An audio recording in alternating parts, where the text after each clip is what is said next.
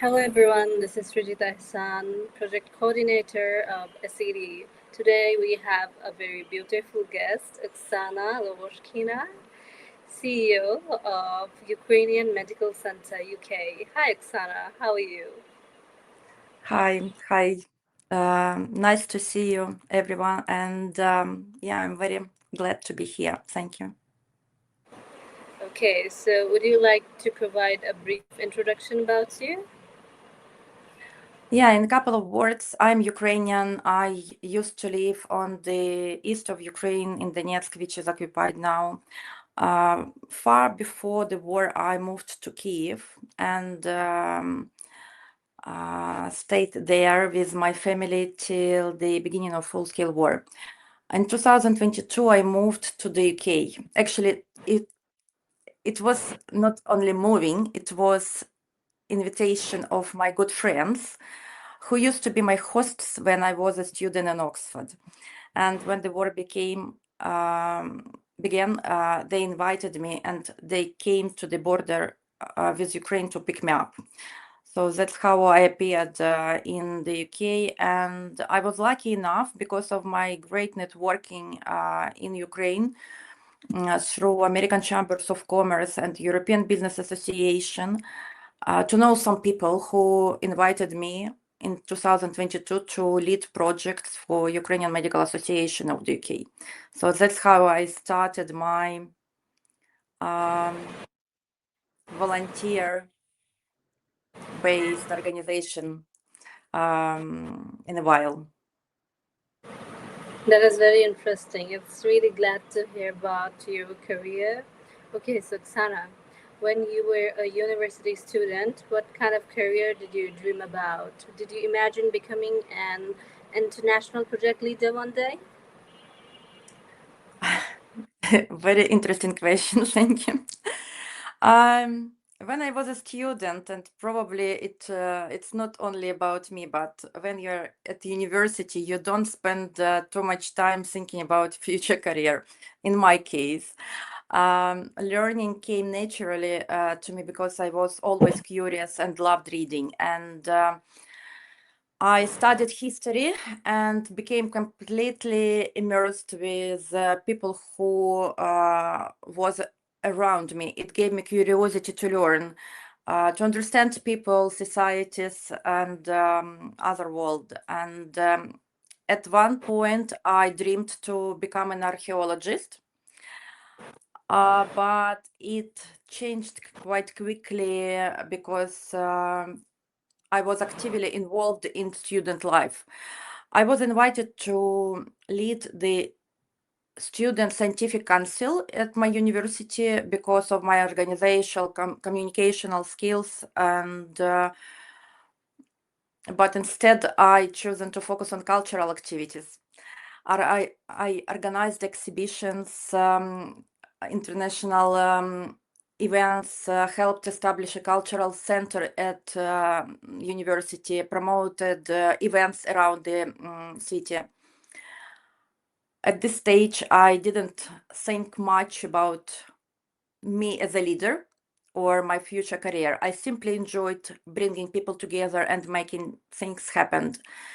And looking back, frankly, those experiences were developing skills that I would later become essential in my career. And I cannot tell that I had a dream to establish an NGO or charity in the future or become a leader one day. But I believe that all my previous experience, all my activity, proactivity, I would say, helped me to become who I am now. And I think that my open-minded curiosity nature helped me to meet people, to build connections, to understand more how it helps in the future. It is very commendable to see someone involving in cultural activities because these days we don't really get to see a lot of people doing it.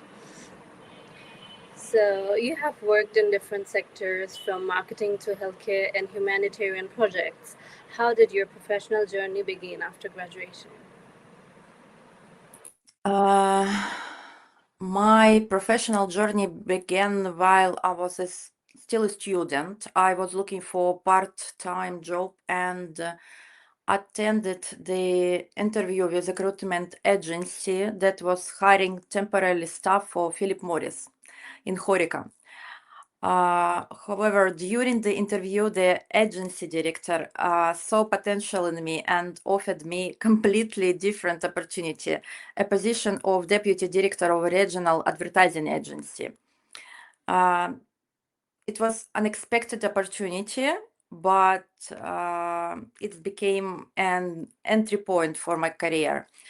I quickly progressed from managing the eastern region of my country to leading the central region in this agency. Later, I moved to Kiev fully, and later I was invited to establish a new outdoor agency in Ukraine. And with my team, we developed it into the one of 12 biggest advertising agencies in Ukraine, outdoor advertising agencies in Ukraine. And from that point onwards, all the working opportunities came through my professional network and headhunters. So each next my career, so I was headhunted to each my new roles. Yeah. That's amazing, Oksana. Well, you are leading many international projects now. What are the top three skills someone needs to become a strong project or program manager?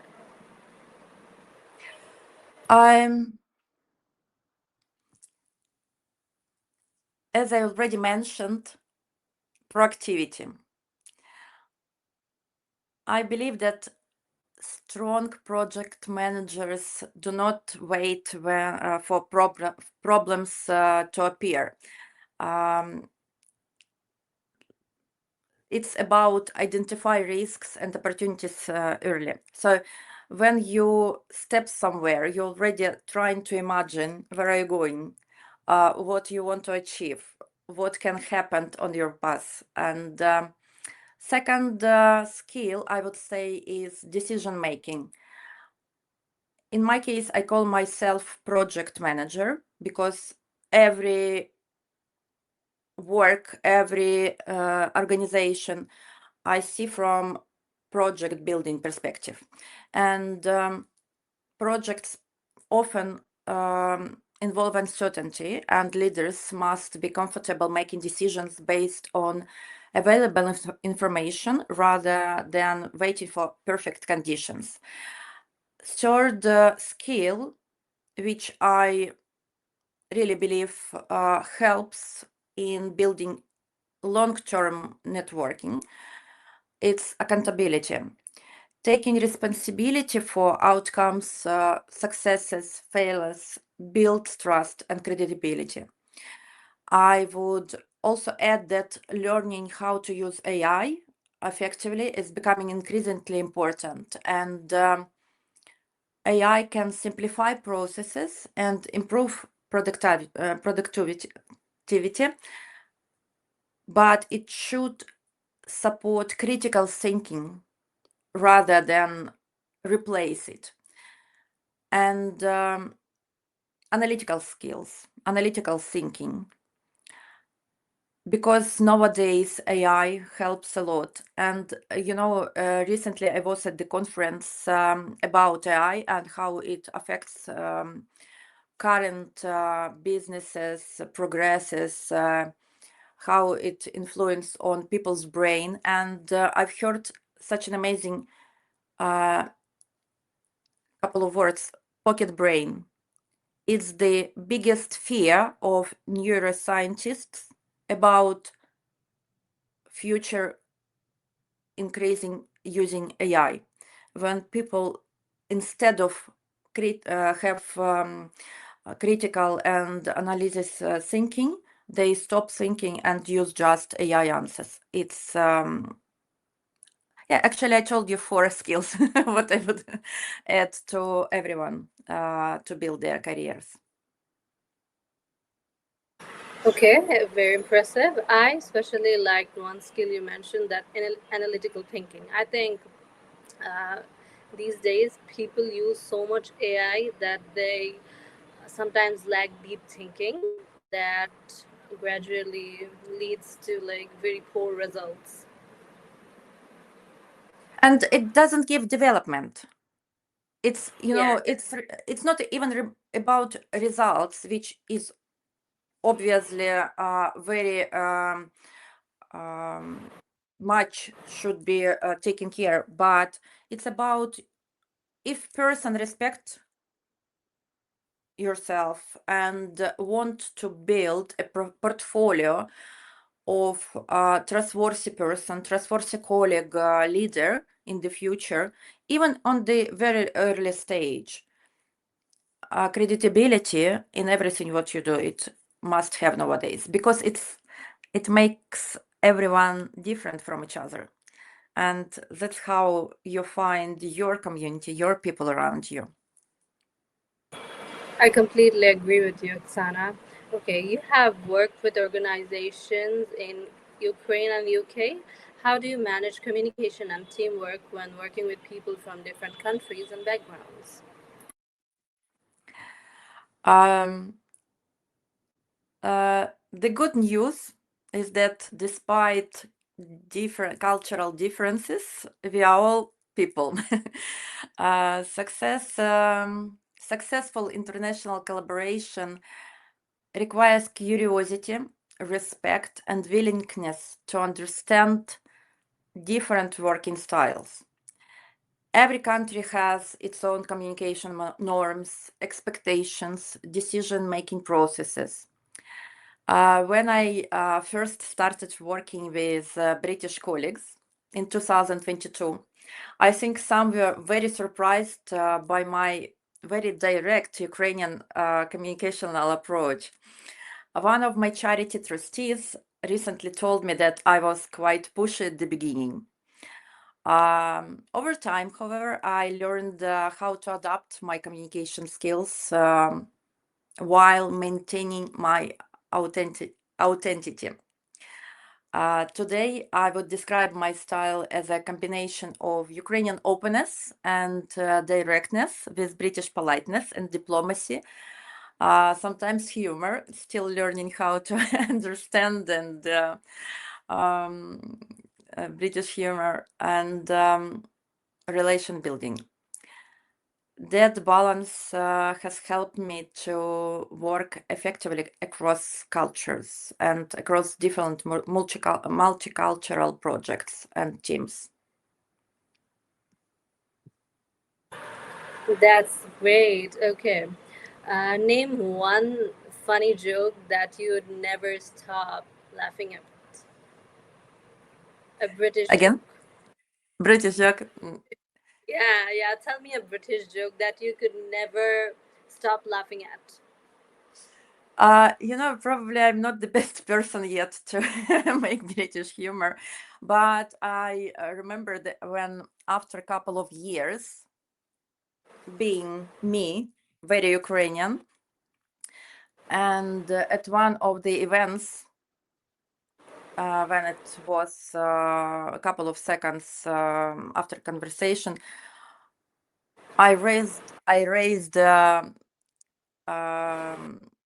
like, what a beautiful weather, something about weather. And can you imagine my British colleagues? They started laughing. They said, Oksana, you already became very, very British when you start conversation with the weather topic. So it was, not from their side, but from my side. So now I'm ready. Has this story in my past. Yeah, and sometimes we remember this, that Oksana already, and another, like, when I'm asking about tea with milk, like, I really still Ukrainian when you drink tea with milk. Yeah, it makes me feel something, very warm and cozy being here with these dogs, with this surroundings. Yeah. Okay, interesting. So many young women hesitate to speak up or take leadership roles. What helped you build connections and confidence authority in professional spaces? Um, yeah, gender topic now is very, very in agenda nowadays. And I would say that trust and confidence. Um, what helped me the most was being responsible for my words and actions. And people knew that they can rely on me. And it's the entry point for building trust, which leads to improving your network. And trust creates authority. I would say that in my case, mentorship for me was incredibly important. Having experienced people around you who believe in you and your potential can significantly accelerate your growth. And very important that confidence comes from action. Many people believe that confidence comes with first and action follows. In reality, it's usually opposite. Confidence built through repeated actions, practice, and experience. Every difficult conversation, presentation, leadership challenge, making you stronger, making your confidence more improved, let's say. And I remember a very good. I've asked one of my trustees how you improve yourself. Obviously, you can read books, you can meet new people, but what is your driving thing? And he told me you should find your role model and try to use this as a template to build yourself, what you want to achieve. Do you want to speak like this person? Do you want have quick decision making results? Do you want, so depends on how you see yourself. You can find so many different great examples who can try to improve yourself at the beginning. And we should remember that it's not about templating someone, repeating someone. And yeah, I would say that for young women, young leaders, it's very important to see the star and like to see the light in front of you, to go further, to move forward. And mentors, I am really lucky with my mentors because one of my mentors is director of British Red Cross. So as a woman, she helped me to become better leader. So she understands me, she understands me, and yeah, it was very, very helpful. Yeah, absolutely. I think mentorship is extremely important in the initial stages of the career. Yeah, and So, you can never when people see your curiosity, they everyone on the top of their leader careers, they want to be helpful. They want to help younger generation, especially when they have already so many lessons learned and so many mistakes made. So yeah, it's your curiosity is only limit to meet new people and to ask their support for their support, for their mentorship. yeah, yeah, absolutely. Okay. So for university students who want to work in international development, NGOs, healthcare projects, or global organizations, what skills should they start developing from today? International students.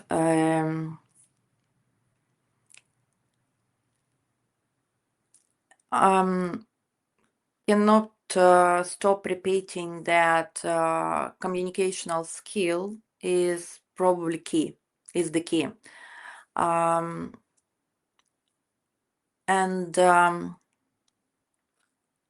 it's very important to learn with different tools how to communicate, how to present yourself, how to pitch your ideas, how to be clearly understandable. And for example, with this skill, when I already was in the UK, I decided to get into acting school. Acting school helped me to see how I can communicate with people who is fluent in English, because obviously English is not my mother tongue, and for me it's twice more difficult because I need to understand and I need to build my answer. So it's like more difficult process in my head every time. So acting school helped me to realize that I have two personalities. So each language gives you a new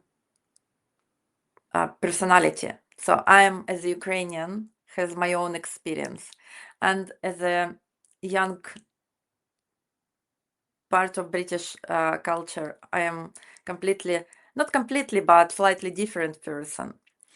So from communicational skills, I would go further to multicultural awareness. This understanding of small things in between cultures, how to really helps communicating.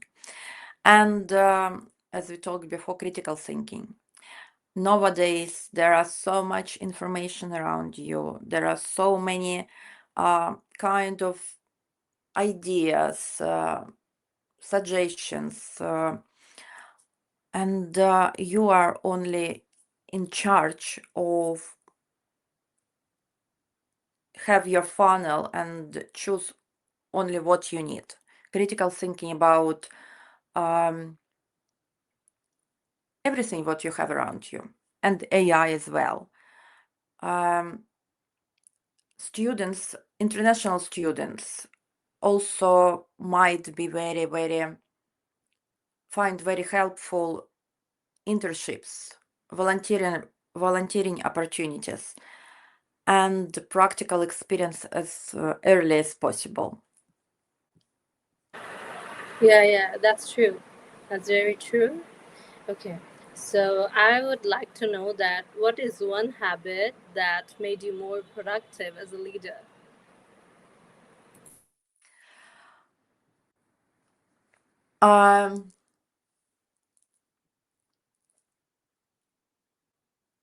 My habits, probably being leader is very responsible, obviously thing, because it's not only about you, it's about teams, it's about project deliveries, about responsibility for terms and results you in charge of. And my answer for your question about habit is using calendars and planning systems consistently.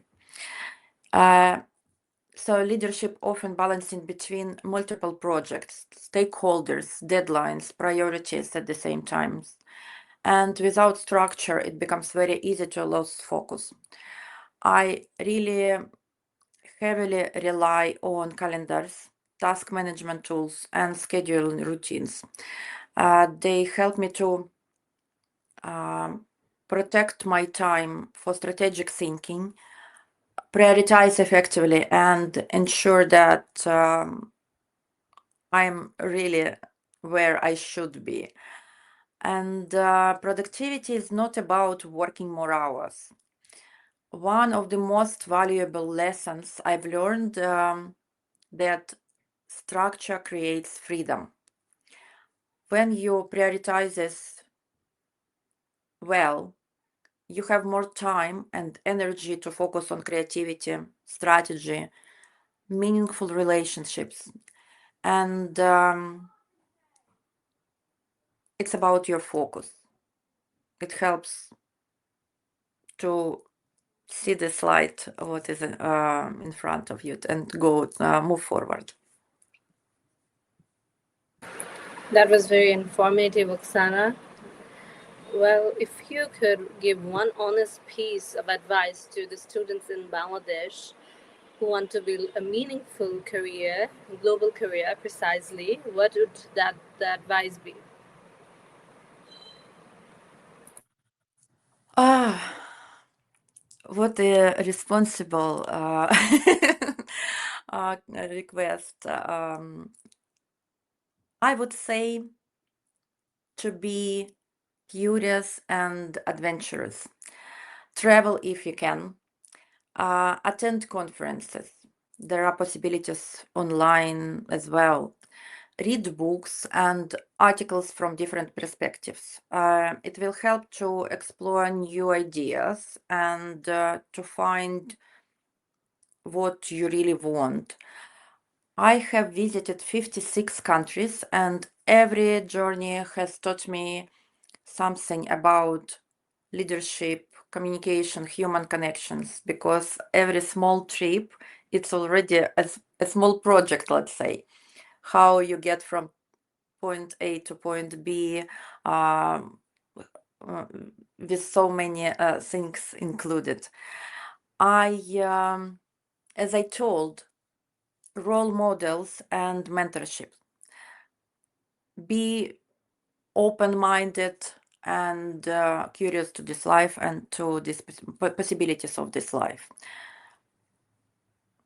Yeah, I think it's my what I can share.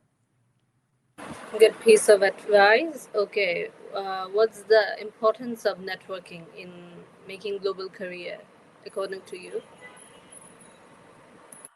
Great question.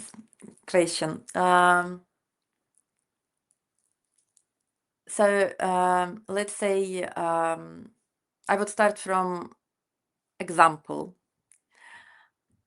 2 days ago, I was invited through my networking to the reception with the king, and I met the king personally. We had a small talk about Ukrainian medical charity I'm leading, about some challenges what obviously my medical colleagues have in Ukraine, and how we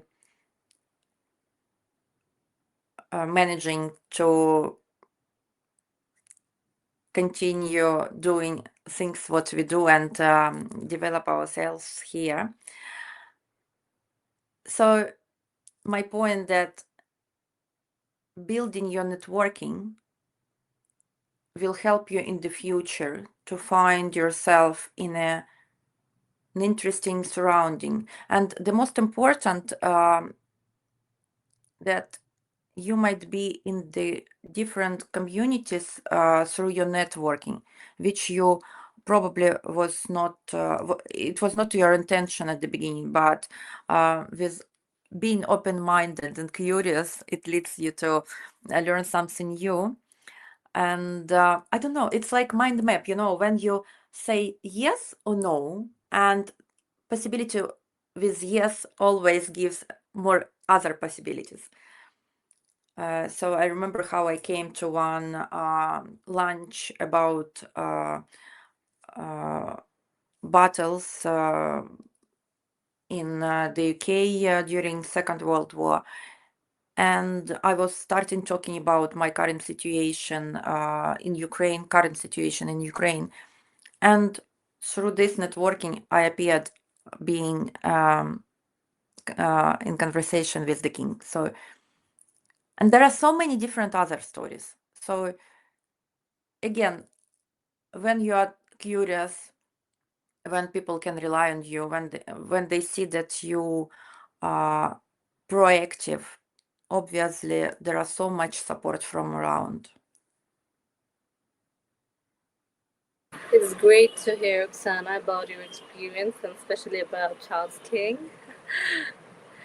Okay, so it was lovely to hear all of the answers, and yeah, definitely it was very informative for the audience and the students watching around. Well, coming to an end, you are warmly